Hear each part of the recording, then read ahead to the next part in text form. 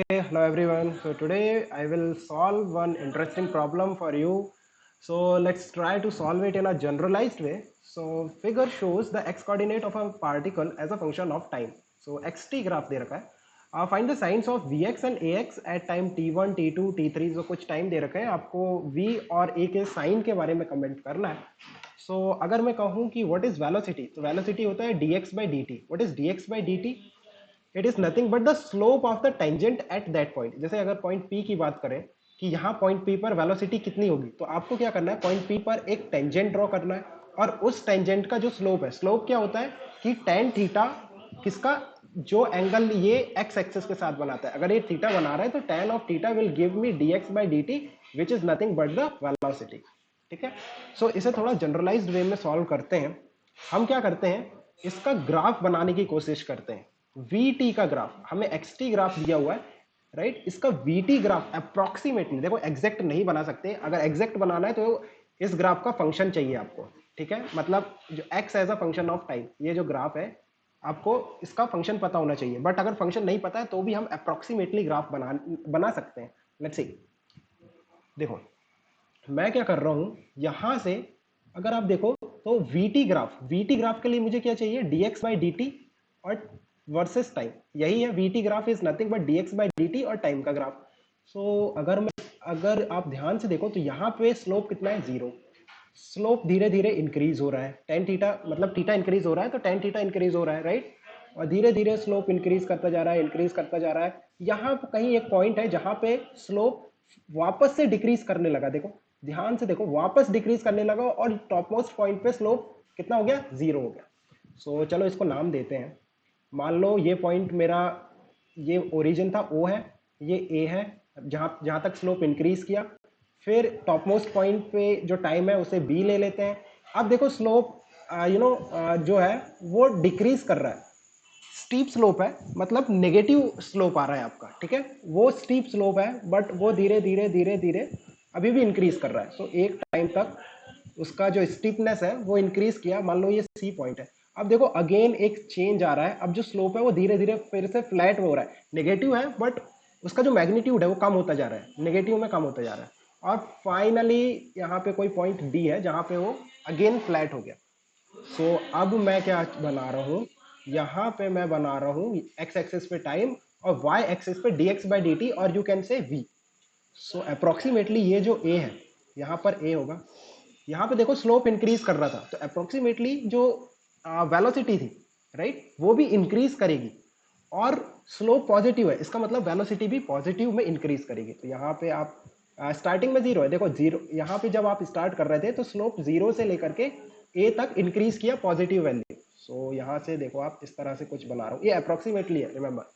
अब यहाँ पे बी होगा, ये बी है, बी. ठीक है, बी तक क्या हो रहा है कि वापस डिक्रीज किया और बी पे स्लोप जीरो हो गया, मतलब यहां से डिक्रीज किया और बी पे जीरो हो गया. बी से सी में क्या हुआ, नेगेटिव डायरेक्शन में इंक्रीज हुआ, नेगेटिव डायरेक्शन में इंक्रीज हुआ. सो सी तक आप देखो, आप ये सी तक फर्दर इस वेलोसिटी को इंक्रीज करो बट नेगेटिव डायरेक्शन में. और सी से डी तक, यहाँ पे आप डी देखो, ये डी है, और डी पे आप क्या करो, फर्दर नेगेटिव में डिक्रीज करके जीरो ले आओ. फर्दर देखो डी पे स्लोप ऑलमोस्ट हॉरिजॉन्टल हो गई, टेंजेंट हॉरिजॉन्टल हो गई और स्लोप जीरो हो गया. सो डी में इस तरह से आ गया. अब आपको जिस भी टाइम पे वेलोसिटी पूछता है, इनफैक्ट वो वेलोसिटी का साइन पूछ रहा है और साइन बताना हमारे लिए आसान है. देखो ये जो ग्राफ है ये एक्यूरेट नहीं है, ये वैल्यू नहीं बताएगा बट साइन एग्जैक्टली बता देगा. साइन के बारे में हम कह सकते हैं बट वैल्यूज के बारे में नहीं. ठीक है. सो जैसे उसने पूछा था T1 T2 T3 पे बताओ. देखो आप T1 पे देखो, T1 पे वेलोसिटी पॉजिटिव है, T2 पे वेलोसिटी जीरो है, T3 पे वेलोसिटी नेगेटिव है, राइट. बहुत सिंपल हो गया. अब चलते हैं हम, क्या इससे एटी ग्राफ बना सकते हैं, acceleration versus time graph. VT VT से एटी ग्राफ क्या है, what is acceleration, DV by D T. जैसे हमने एक्स से एक्स टी ग्राफ से वीटी ग्राफ बनाया, वैसे ही वीटी ग्राफ से एटी ग्राफ बनाएंगे. क्या करेंगे हम, इस वीटी ग्राफ का DV by D T versus time graph बनाते हैं. सो चलो इस बार फिर से इसे कुछ इंटरवल में डिवाइड करेंगे. ठीक है, यहां से यहां तक ये मेरा एटी ग्राफ बनने वाला है.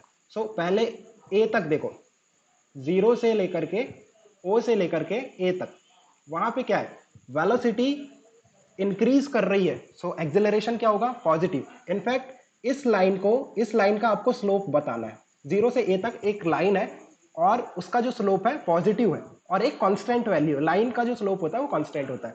सो कुछ वैल्यू है लेट्स से और पॉजिटिव वैल्यू a1, सो वो कांस्टेंट है 0 से a तक। फर्दर देखो a से b तक ये वाली जो लाइन है, ये ए से बी से सी, ये वाली एक लाइन है और इसका स्लोप क्या है, नेगेटिव है और कांस्टेंट है। लाइन का स्लोप कांस्टेंट होता है और इसका क्या है, नेगेटिव है। सो एक कांस्टेंट नेगेटिव वैल्यू है। सो यहां से देखो आपको क्या करना पड़ेगा, कुछ भी एक A2 मान लो और यहां से आपको ए से लेकर के कहां तक, सी तक, यहाँ पे कहीं बी था और बी के बाद सी था, वहां तक ये नेगेटिव वैल्यू होगी, ठीक है। और उसके बाद देखो सी से डी तक फर्दर फिर से इंक्रीज करने लगी वेलोसिटी, मतलब एक्सेलरेशन अगेन पॉजिटिव है। बी से सी से लेकर के डी तक, सी से लेकर के ये वाला ग्राफ देखो, ये वाली लाइन सी से डी तक, यहाँ पे एक्सेलरेशन अगेन पॉजिटिव होगा क्योंकि इस लाइन का स्लोप पॉजिटिव है। तो सी से डी तक आप अगेन एक डी तक किस तरह का ऊपर आएगा, ठीक है। अब एक्सेलरेशन का साइन पूछ रहा है वो T1 पे, जैसे T1 पे देखो, T1 पे एक्सेलरेशन पॉजिटिव है और T2 पे एक्सेलरेशन देखो, T2 पे एक्सेलरेशन नेगेटिव आएगा।